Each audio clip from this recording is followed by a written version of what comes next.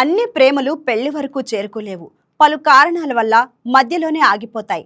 అయితే తాజాగా కేరళలోని ఓ వింటేజ్ లవ్ స్టోరీ ఇప్పుడు ప్రతి ఒక్కరి హృదయాలను కదిలిస్తుంది. యవ్వనంలో విడిపోయిన ప్రేమికులు 65 ఏళ్ల వయసులో తమ పిల్లల చొరవతో పెళ్లి చేసుకున్నారు.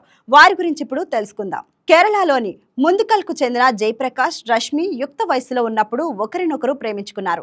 అయితే తమ ప్రేమ గురించి పెద్దవాళ్లకు చెప్పడానికి భయపడ్డారు. దీంతో రష్మికి తల్లిదండ్రులు వేరే వ్యక్తితో పెళ్లి చేశారు. జయప్రకాష్ కూడా ఉద్యోగం కోసం విదేశాలకు వెళ్లి పెళ్లి చేసుకుని అక్కడే స్థిరపడిపోయాడు.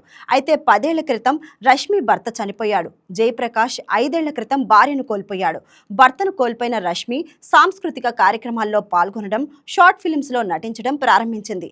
అయితే రష్మిని ఒక షార్ట్ ఫిల్మ్ లో చూసిన జయప్రకాష్ ఆమెను సంప్రదించాడు. పాత జ్ఞాపకాలను, ప్రేమను పంచుకున్నాడు.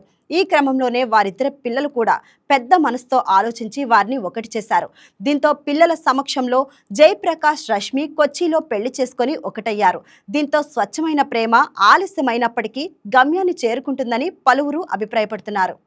Please subscribe to YK TV Network. Please subscribe to YK TV. Please watch YK News. Don't forget to subscribe YK News channel.